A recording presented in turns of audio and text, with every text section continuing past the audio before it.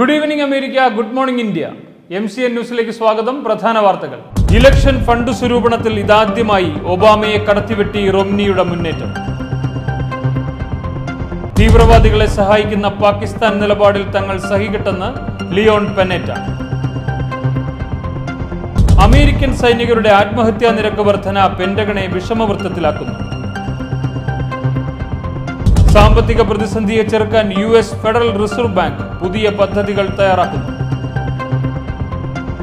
ഞാൻ അരവിന്ദ്. വാർത്തകൾ വിശദമായി. ഇലക്ഷൻ ഫണ്ട് സ്വരൂപണത്തിൽ ഇതാദ്യമായി ഒബാമയെ കടത്തിവെട്ടി റോംനി മുന്നേറി.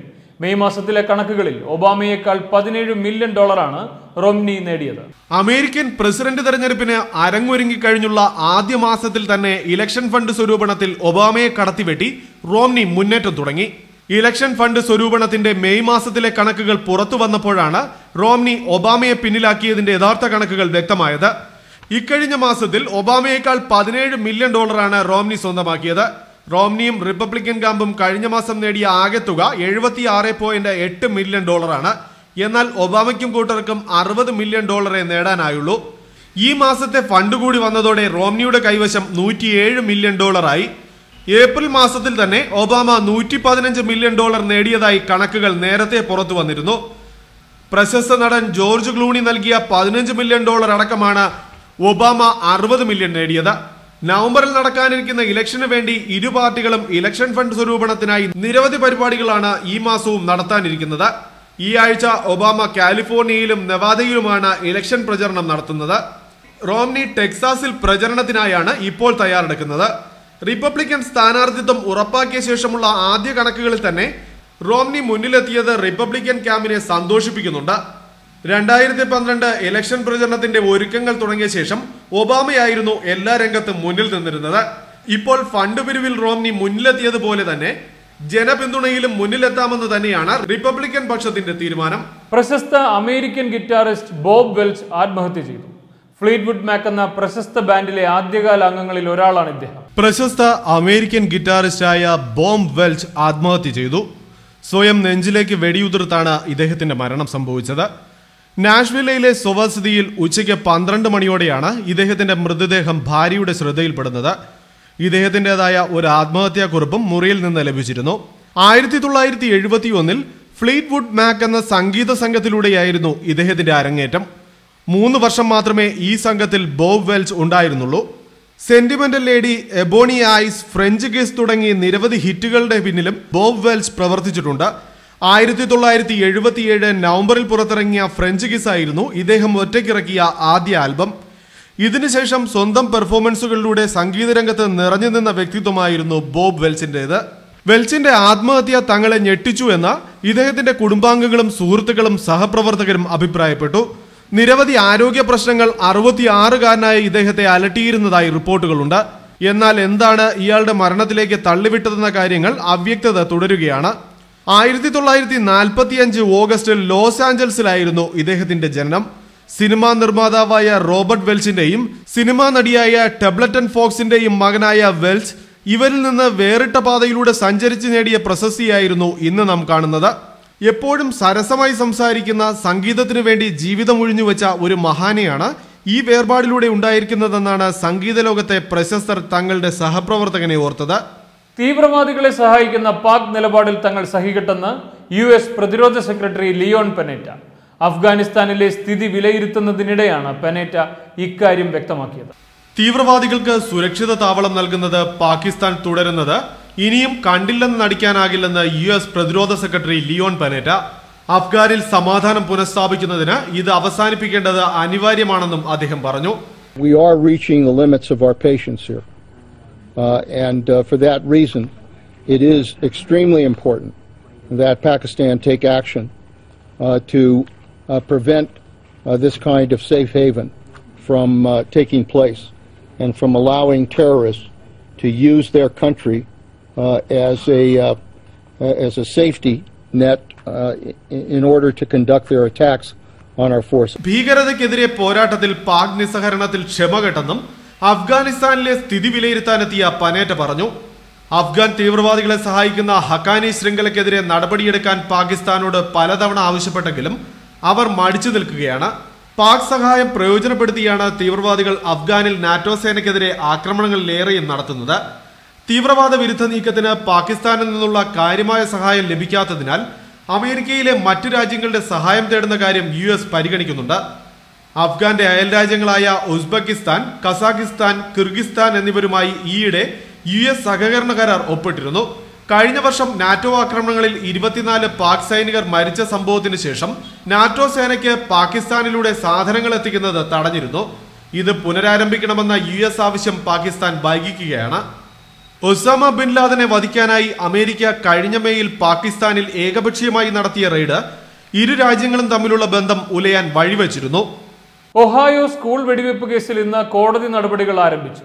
TJ ലെയ്ൻ എന്ന 17-കാരൻ തന്റെ 3 സഹപാഠികളെ വെടിവെച്ച് കൊന്നതാണ് കേസിനാസ്പദമായ സംഭവം. ഒഹായോയിലെ ചാൾഡൻ ഹൈസ്കൂളിൽ 3 സഹവിദ്യാർത്ഥികളെ വെടിവെച്ചു കൊന്ന കേസിലെ പ്രതിയുടെ കോടതി വിചാരണ ഇന്ന് ആരംഭിച്ചു.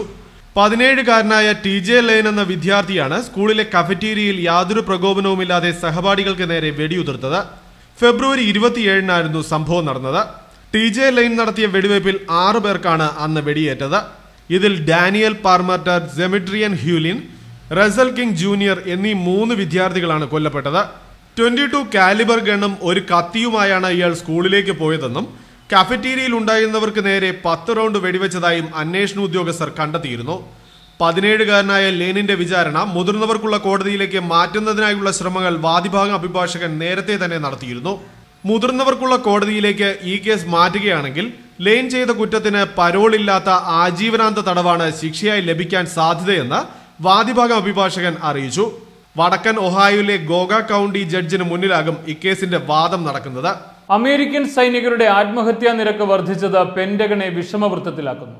കഴിഞ്ഞ 5 മാസത്തിനിടെ 154 US സൈനികരാണ് സ്വയം ജീവനൊടുക്കിയത്.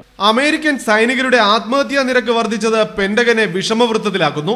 2012-ൽ 5 മാസത്തിനിടെ ആത്മഹത്യ ചെയ്ത സൈനികരുടെ എണ്ണം 154 ആണെന്ന് പെന്റഗന്റെ കണക്കുകൾ തന്നെ വ്യക്തമാക്കുന്നു.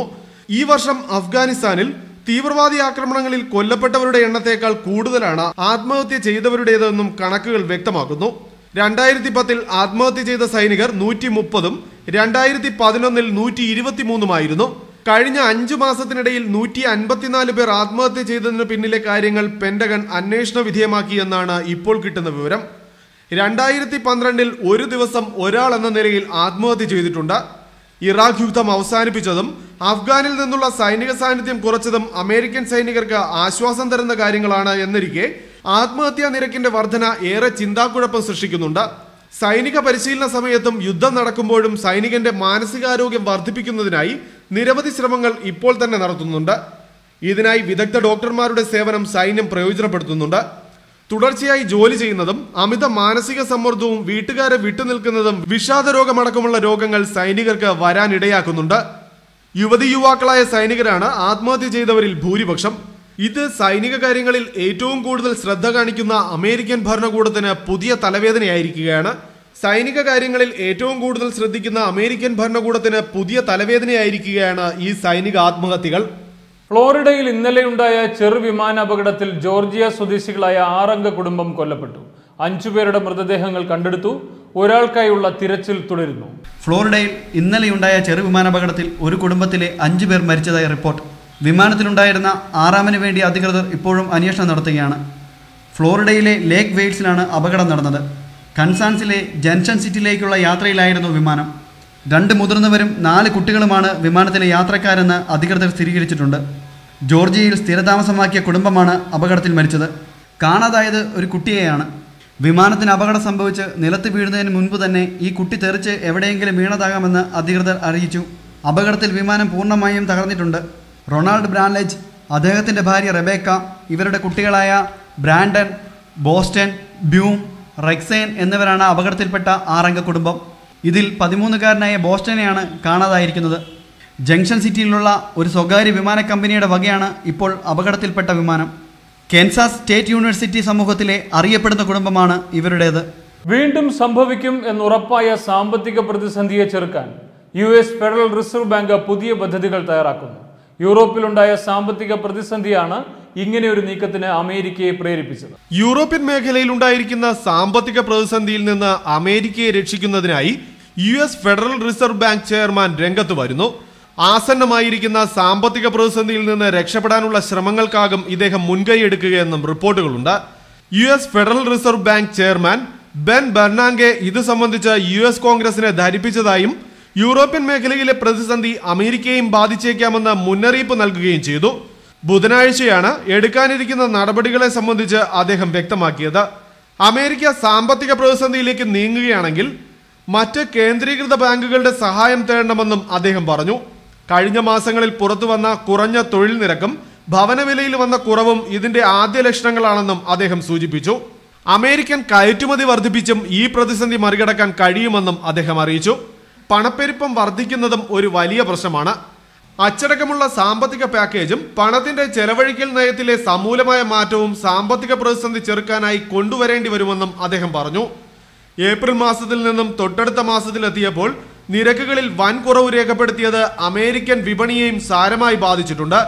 എന്നാൽ മറ്റ് നാണയങ്ങളോടുള്ള ഡോളറിന്റെ വില വർദ്ധിച്ചത് സാമ്പത്തിക രംഗത്തിന് നല്ലൊരു ആശ്വാസത്തിന് വക തരുന്നുണ്ട്.